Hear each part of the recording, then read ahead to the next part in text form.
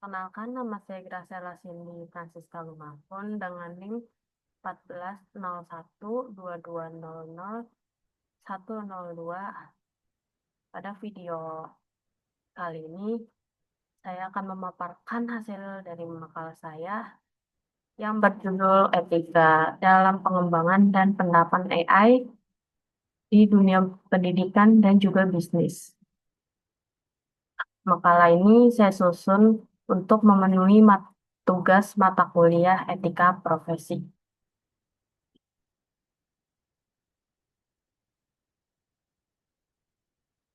Jadi,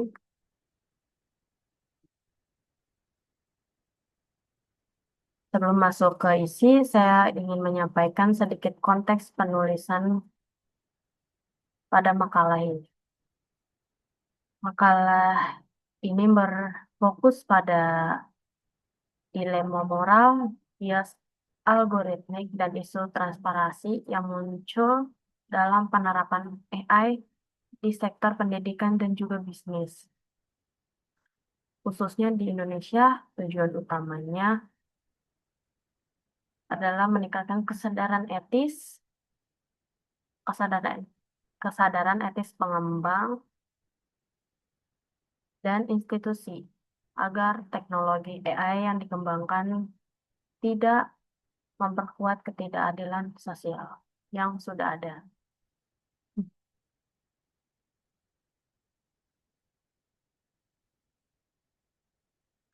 Masuk ke bab pendahuluan, perkembangan AI mulai dari machine learning, deep learning, chatbot, hingga sistem rekomendasi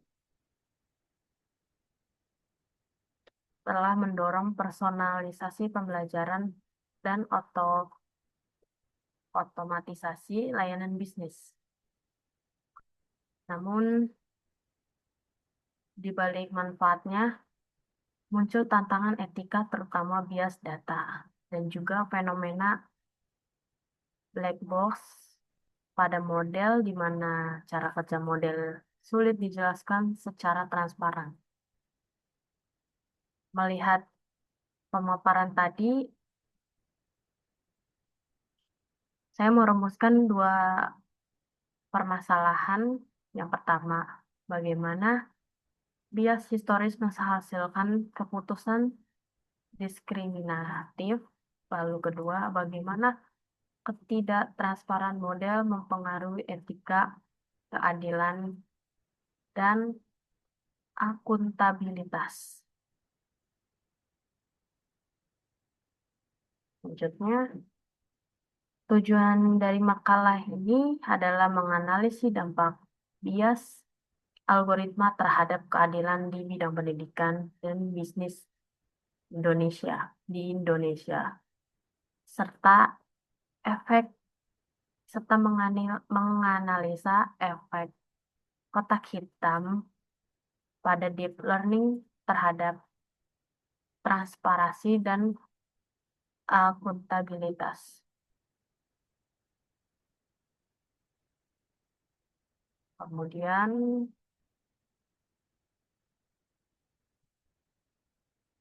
memasuki bab 2 tinjauan pustaka. Dari sisi etika profesi ada 3 prinsip utama yang harus dipegang, yaitu integritas, lalu akuntabilitas, dan penghormatan terhadap hak.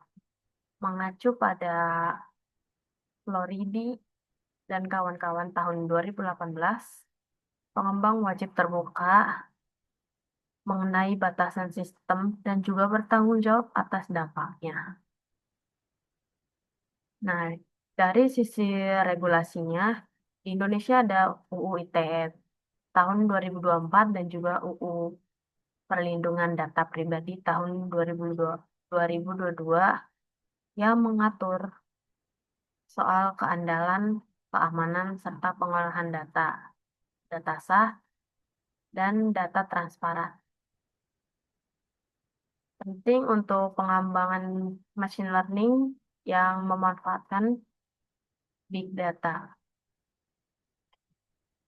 Lalu ada aspek hak cipta dan lisensi. Pemanfaatan dataset atau model open source harus mematuhi lisensi seperti MIT, GPL, Apache, agar batas komersialisasi dan kepemilikan jelas secara etis dan legal.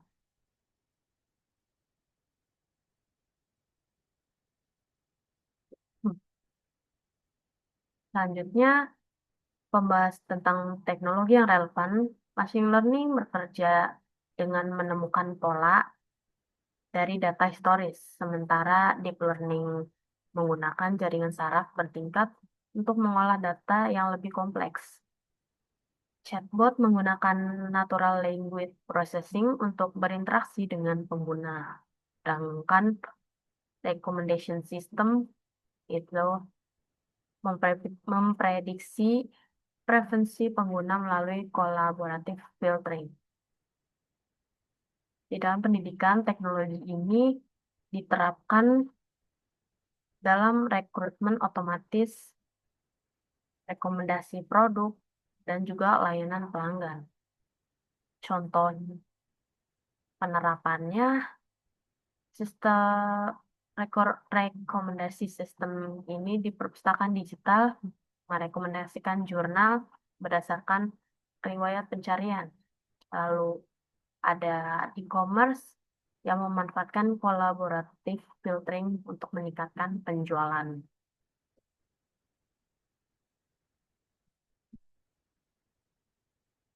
Lalu untuk menganalisis dilema ini, saya menggunakan tiga kerangka teori. Pertama, util utilitarianisme yang menilai suatu tindakan berdasarkan hasilnya. Apakah manfaatnya kolektif yang dihasilkan lebih besar dibandingkan kerugian yang ditanggung kelompok minoritas. Hmm. Kedua, deontologi yang menegaskan adanya kewajiban dan aturan profesi yang harus dipatuhi, seperti kewajiban untuk memastikan fairness dan melakukan audit. Ketiga, teori hak dan menuntut penghormatan terhadap privasi. Informed consent dan juga perlindungan pengguna dari profilisasi tanpa izin.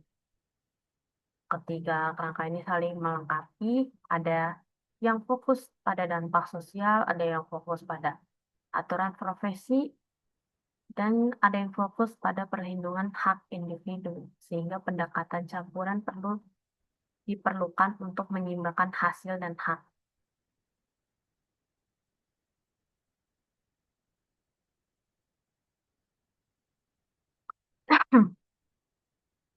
Masuk ke studi kasus nyata, kasus pertama adalah sistem rekrutmen Amazon pada tahun 2018, yang mana sistem ini dilatih menggunakan data 10 tahun yang didominasi oleh kandidat laki-laki, sehingga menghasilkan diskriminasi sistematis terhadap kandidat perempuan. Ini menjadi contoh nyata bagaimana bias historis dalam data bisa sangat berbahaya. Lalu kasus kedua ada diskriminasi pada rekomendasi sistem. Platform pendidikan seringkali merekomendasikan konten premium kepada pengguna cara berbayar. Sementara pengguna dengan ekonomi yang lebih rendah hanya bisa menerima rekomendasi berkualitas rendah. Ini justru mengabadikan ketimpangan yang sudah ada. Dampaknya cukup luas, mulai dari resiko reputasi profesional, tuntutan hukum, hilangnya kepercayaan publik, terhambatnya mobilitas sistem, dan masyarakat terpecah menjadi dua kelas akses terhadap manfaat AI.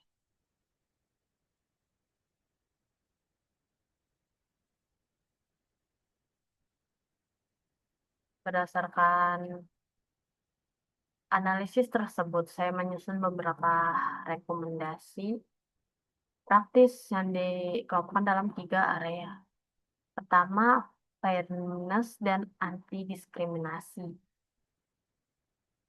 yaitu melakukan fairness audit sebelum sistem dideploy, menggunakan dataset yang representatif, menerapkan metrik fairness seperti equal opportunity dan demographic parity, serta melibatkan kelompok rentan dalam proses pengujian. Lalu ada transparansi dan explainability, yaitu mengimplementasikan explainable AI, menyediakan tingkat kepercayaan, lalu mendokumentasikan keterbatasan, serta memberi hak penjelasan kepada pengguna. Yang ketiga, pelindungan privasi dan data, yaitu menerapkan privasi by design, memastikan adanya informed consent dan meminimalkan pengumpulan data, serta menjaga keamanan penyimpanan sesuai UU PDP.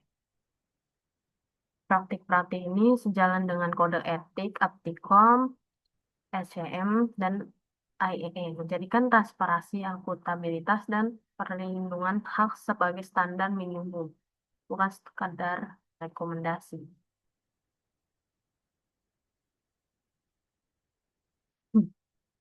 Sebagai penutup, dapat disimpulkan bahwa bias algoritma dan sistem black box pada model AI menghasilkan